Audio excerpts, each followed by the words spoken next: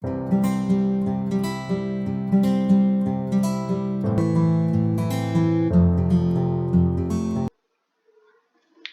दोस्तों, blue pencil के education platform पर आपका बहुत बहुत स्वागत है। आज का जो अपना टॉपिक है वो है राजस्थान के भौतिक प्रदेश। अब सबसे पहले अपन को ये देखना पड़ेगा कि ये भौतिक प्रदेश एक्चुअल में होते क्या है या भौतिक प्रदेश किसे कहते हैं।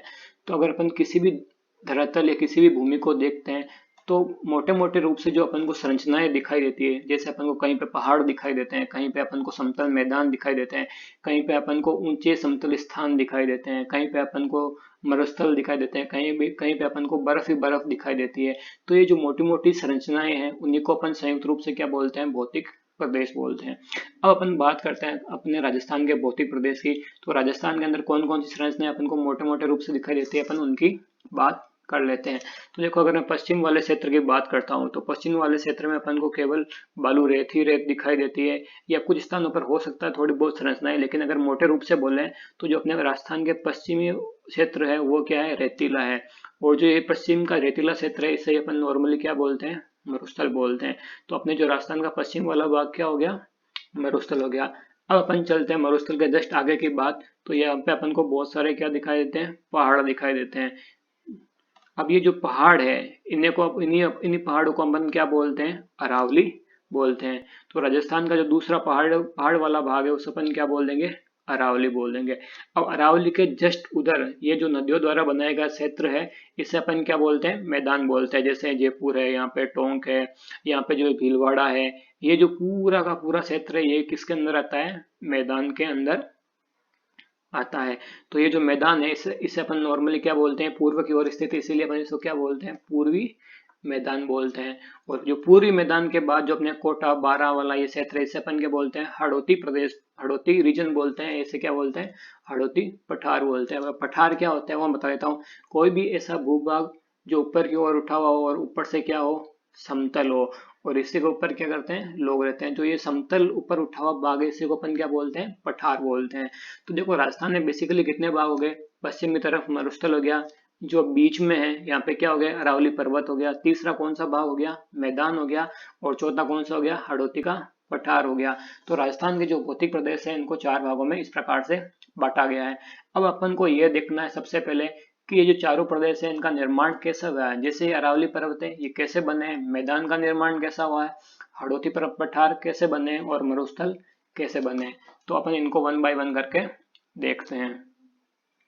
तो देखो, अपन को ये जो जितनी भी संरचनाएं बनी है, अगर इनको अपन को समझना है तो उससे पहले अपन को यह देखना पड़ेगा कि जो भारत का निर्माण कैसे हुआ है। तो देखो, मैं आपको बता देता हूँ, विश्व में जितने भी महाद्वीप हैं, जैसे अपने यहाँ समझ लो ये उत्तरी अमेरिका है, ये दक्षिणी अमेरिका है, इधर जो ये अफ्रीका है, ये यूरोप है, यहाँ पे अपना भारत है, ये सारे के सारे जितने भी क्षेत्र हैं सारे के सारे पहले एक ही भूभाग हुआ करते थे। तो ये जो पूरा एक ही भूभाग है उसे अपन पहले क्या बोलते थे, संयुक्त रूप से पेंजिया बोलते थे।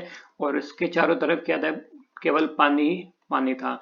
तो देखो, ये पूरा क्या था, पानी पानी था। अब देखो, जो ये पेंजिया था इसके चारों तरफ जो पानी वाला भाग है उसे अपन क्या बोलते थे, पेंथालासा महासागर बोलते थे। इसको आप इस इमेज से और अच्छे से समझ पाएंगे। देखो, आप इससे आइडिया लगा पाओगे। देखो, ये वाला भाग आपको दिख रहा है। अगर मैं इस वाले भाग को थोड़ा सा ध्यान से देखता हूँ तो मेरे को क्या लगता है, ये वाला भाग कहाँ से अलग हुआ है, यहाँ से अलग हुआ। तो ये वाला भाग यहाँ पे फिट हो जाता है, जैसे ये वाला भाग यहाँ पे फिट हो जाता है। जो भारत वाला भाग है, ये अफ्रीका है, इस वाले भाग में फिट हो जाता है। इसका मतलब अपन ये बोल सकते हैं, तो जितने भी ये पूरे के पूरे महाद्वीप पहले थे वो एक ही भूभाग करते थे, उनके बीच में कोई समुद्र वमुद्र कुछ नहीं था। उसके बाद में क्या हुआ, धीरे धीरे ये आपस में टूटने लगे और दूर होते गए। तो मेरा कहने का मतलब ये है कि जो ये पूरा भूभाग थे, पूरे महाद्वीप एक ही थे, इस पूरे भूभाग को एक ही नाम से जानते थे, उसे अपन क्या बोलते थे, पेंजिया बोलते थे। अब पेंजिया के बाद में क्या है, पेंजिया की तरफ चारों तरफ जो महासागर था जहाँ पर पानी पानी था उसे अपन क्या बोलते हैं, पेंथालासा महासागर कहते थे। ये महासागर होगा यहाँ पे। अब ये जो पेंथालासा महासागर है, क्या ये आज ही मौजूद है, क्या नहीं, ये आज मौजूद नहीं है। लेकिन जो अपना प्रशांत महासागर है उसे पेंथालासा महासागर का क्या मानते हैं अपन, अवशेष मानते हैं। तो देखो, ये पहले पूरा भाग एक ही था, उसके बाद क्या हुआ, देखो जो ये पेंजिया है ये बीच में से क्या होने लग गया, टूटने लग गया। अब ये बीच में से टूटने लग गया तो इसके कितने भाग हो गए, 2 भाग हो गए। अब जो उत्तर वाला भाग था उसे अपन ने क्या बोला, अंगारा लैंड बोला है, और जो दक्षिण वाला भाग था उसे अपन ने क्या बोल दिया, गोंडवाना लैंड बोल दिया।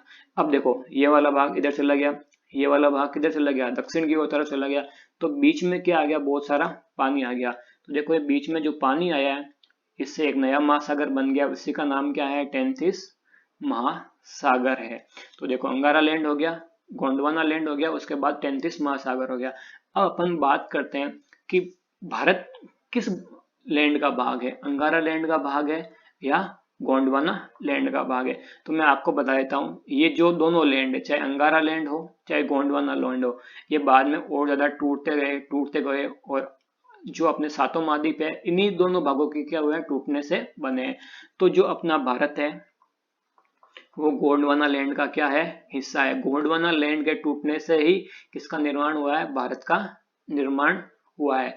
अब ये भारत का निर्माण कैसे हुआ उसको अपन देखते हैं।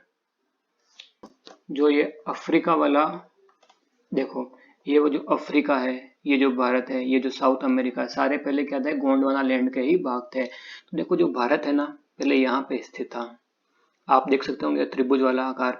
ये जो भारत पहले अफ्रीका से क्या हुआ था, जुड़ा हुआ था। इसका मतलब ये जो तीनों चारों क्षेत्र आपस में एक ही थे, फिर क्या हुआ, जैसे जैसे समय बीतता गया ये आपस में भाग क्या होने लगे, अलग होने लगे। इसी क्रम में भारत भी यहाँ से क्या होने लग गया, अलग होने लग गया। और जो ये एशिया वाला भाग है, अपने रूस है, चाइना, इधर की तरफ क्या होने लग गया, सरकने लग गया। आप देख सकते हो पहले भारत यहाँ पे आया था, उसके बाद भारत यहाँ पे आया था, धीरे धीरे धीरे ये उत्तर की ओर बढ़ने लग गया। एक समय ऐसा आया जब ये जो यूरोप और एशिया वाला भाग है भारत, उससे क्या हो गया, ये भारत वाला जो भूभाग है उनसे क्या हो गया, टकरा गया। और इन्हीं के टकराने से यहाँ का जो क्षेत्र क्या हो गया, ऊपर की ओर उठ गया, और इसी से क्या हुआ है, अपने हिमालय पर्वत का निर्माण हुआ है। लेकिन अपन को तो ये देखना है कि अरावली कब बनी, तो मैं आपको बता देता हूँ, ये जो अरावली पर्वतमाला है ये अपने गोंडवाना लैंड के टूटने से पहले बन रखी। इसका मतलब जब भारत अफ्रीका से अलग नहीं हुआ था उससे पहले ही अपने क्या बन रखी थी, अरावली बन रखी थी। तो इसका मतलब राजस्थान की अगर मैं सबसे पुरानी संरचना की बात करता हूँ तो वो क्या हो जाएगी, अरावली हो जाएगी। इसका मतलब जब ये अफ्रीका, भारत और जो बाकी जितने भी गोंडवाना लैंड के भाग थे वो सब एक थे, उसी समय अरावली का निर्माण हो चुका था। और देखो अभी आपने, मैंने क्या बताया था, फिर भारत अलग हुआ और किससे टकराया है, अपने यूरेशियन प्लेट से टकराया, उसके बाद क्या हुआ, हिमालय का निर्माण हुआ है। इसका मतलब जो हिमालय है वो अरावली पर्वतमाला के क्या हुआ है, बाद में बना है। अब देखो जैसे जैसे ये अपने अरावली बन चुकी थी, और ये जो भूभाग है आप ऐसे समझ सकते हो, जब ये भूभाग तैर रहा था, ऊपर की तरफ जा रहा था, तो अरावली उसके ऊपर क्या थी, बैठी हुई थी। अब जैसे जैसे ये भाग अपने उत्तर की ओर बढ़ रहा था, उसके बाद यहाँ पे एक हॉटस्पॉट आया था।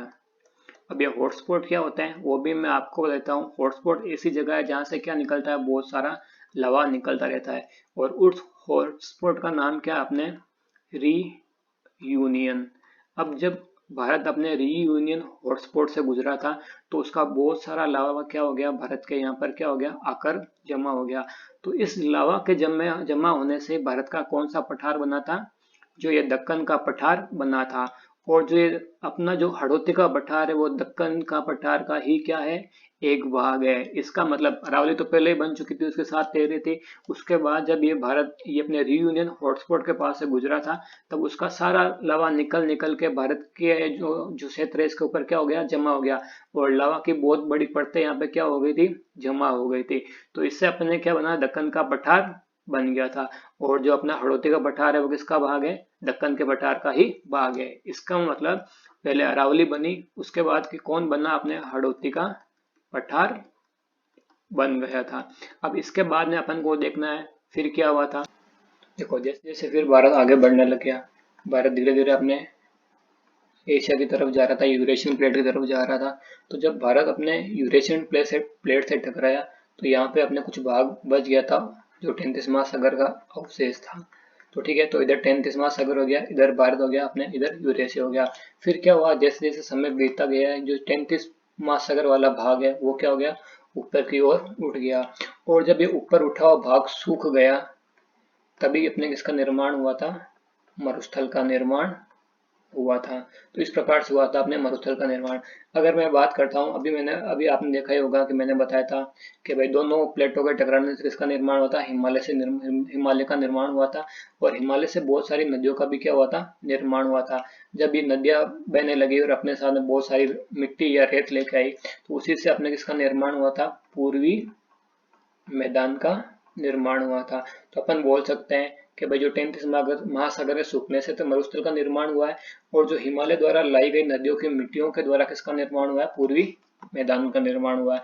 तो अगर इसको अपन शॉर्ट में समझना चाहें तो अपन बोल सकते हैं जो अपना 33 गोंडवाना लैंड है, उससे तो किसका निर्माण हुआ है, अरावली का निर्माण हुआ है, और हाड़ौती के पठौर का निर्माण हुआ है।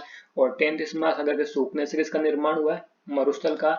और जो हिमालय द्वारा लाई गई नदियां उनके द्वारा किसका निर्माण हुआ है, मैदान का निर्माण हुआ है।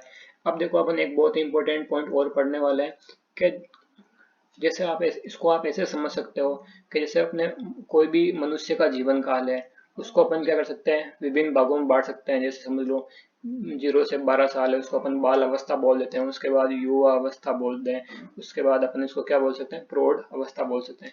उसी प्रकार से जो अपने पृथ्वी है, पृथ्वी जब बनी है उससे लेके आज तक का जो समय है उसको भी विभिन्न भागों में बांटा गया है। इनको जिन खंडों में बांटा गया है उसे अपन क्या बोलते हैं, महाकल्प बोलते हैं। जैसे ये एक महाकल्प हो गया, ये दूसरा महाकल्प हो गया, ये तीसरा महाकल्प हो गया। इसी प्रकार से जो ये महाकल्प है, इनको भी बहुत सारे छोटे छोटे भागों में क्या किया गया है, बांटा गया है। तो इन भागों को अपन क्या बोलते हैं, कल्प बोलते हैं। अब अपन को ये वाले पॉइंट को याद रखना बहुत जरूरी है, क्योंकि जिस दिन भी अच्छा क्वेश्चन बनेगा यहाँ से आधे लोग यहाँ से सही नहीं कर पाएंगे। तो अपन को ये भी ध्यान रखना है कि जो अरावली है उसका निर्माण किस कल्प में हुआ है, किस महाकल्प में हुआ है। अरावली का निर्माण हुआ है अपने आद्य महाकल्प में। और जो हड़ौती का पठार है उसका अपने जो निर्माण है मध्यजीवी महाकल्प में हुआ है। और जो मरुस्थल है और जो मैदान है, इन तीनों का निर्माण एक ही महाकल्प में हुआ है जिसका नाम है नवजीवन महाकल्प में। तो ये तो हो गया अपने आद्य महाकल्प, मध्यजीवी महाकल्प और नवजीवन महाकल्प। अब महाकल्प के भी किस भाग में निर्माण हुआ है वो मैं बता देता हूँ। आद्य कल्प को किसी भी कल्प में नहीं बांटा गया है, लेकिन जो अपने मध्यजीवी महाकल्प है उसको, उसका जो क्रिटेशियस काल है उसमें हड़ौती के पठार का निर्माण हुआ है। और नवजीवन के चतुर्थक कल्प में किसका निर्माण हुआ है, मैदान का निर्माण हुआ है। तो ये भी अपन को पॉइंट ध्यान रखना है। कई बार डायरेक्टली ऐसे पूछ लिया जाता है अपन को कि हड़ौती पठार का निर्माण किस कल्प में हुआ है, तब तो अपन बोल देंगे क्रिटेशियस कल्प में हुआ है। किस महाकल्प में हुआ है तो अपन क्या बता देंगे, मध्यजीवी महाकल्प बता देंगे। तो देखो अब अपन देख लेते हैं चारों भागों को एक साथ देखते हैं। अरावली सबसे पहले, उसके बाद हड़ौती का पठार, उसके बाद अपने मरुस्थल, उसके बाद मैदान। इसका मतलब मैदान सबसे नवीन संरचना है और जो अरावली है सबसे क्या है, प्राचीन संरचना। आप उसको ऐसे भी देख सकते हो, अरावली सबसे पहले बनी, उसके बाद हड़ौती है, हड़ौती के बाद मरुस्थल बने हैं, उसके बाद किसका निर्माण हुआ है, मैदानों का निर्माण हुआ है। अब कुछ इंपॉर्टेंट फैक्ट है वो भी अपन देख लेते हैं। जैसे राजस्थान के भौतिक प्रदर्शन के बारे में कुछ इंपॉर्टेंट फैक्ट है वो मैं आपको बता देता हूँ। जैसे मरुस्थल, अरावली, मैदान और हड़ौती का पठार। तो जो राजस्थान का जितना भी क्षेत्रफल है उसका 61.11% तो क्या है, अपने मरुस्थल है। और जो 6.89% है वो क्या है, हड़ौती का पठार है। अगर अपन मैदान की बात करते हैं तो वो कितना हो जाएगा, 23% हो जाएगा। और जो अरावली की बात करेंगे तो वो कितना हो जाएगा, 9% हो जाएगा। ये हो गए अपने क्षेत्रफल की बात। 61.11% मरुस्थल, 9% अरावली, 23% अपने मैदान और 6.89% क्या हो जाएंगे, हड़ौती का पठार। अपन बात करते हैं किस भाग में कितनी जनसंख्या निवास करती है, तो वो मैं बता देता हूँ। देखो राजस्थान की जो भी जनसंख्या है उसका 40% अपने मरुस्थल के अंदर निवास करती है और 39% किसके अंदर निवास करती है, मैदान के अंदर। और 10% जनसंख्या किसके अंदर निवास करती है, अरावली के अंदर। और जो पीछे बचा हुआ 11% है वो किसके अंदर निवास करता है, हड़ौती के पठार के अंदर। अब राजस्थान के कितने जिले किस प्रदेश में आते हैं वो भी अपन देख लेते हैं। तो देखो मरुस्थल के अंदर 12 जिले आते हैं, अरावली प्रदेश के अंदर 13 जिले आते हैं, मैदानों के अंदर 10 जिले आते हैं, और जो हड़ौती का पठार है उसके अंदर कितने जिले आते हैं, 7 जिले आते हैं। अब एक दो पॉइंट मैं आपको और ही बता देता हूँ। जैसे मरुस्थल के अंदर कौन सी मिट्टी पाई जाती है, आप सबको पता है, बालू। तो मरुस्थल के अंदर कौन सी हो जाएगी, बालू मिट्टी हो जाएगी।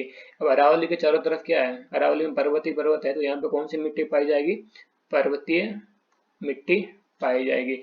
अब मैदान का निर्माण हमेशा किन मिट्टियों से होता है, जल से द्वारा लाई गई मिट्टी या जलोढ़ मिट्टियों से किसका निर्माण होता है? मैदान का निर्माण होता है। अब हड़ौती का पठार में कौन सी मिट्टी है तो मैं बताता हूँ। मैंने आपको बताया था वहां पे क्या हो गया था, बहुत सारा लावा जम गया था। और लावा के जमने से जो मिट्टी बनती है उसे अपन क्या बोलते हैं? काली मिट्टी बोलते हैं। तो हड़ौती के पठार में कौन सी मिट्टी हो जाएगी? काली मिट्टी हो जाएगी। थैंक यू फ्रेंड्स, उम्मीद करता हूँ आपको ये टॉपिक समझ में आया होगा। Thank you and keep supporting us.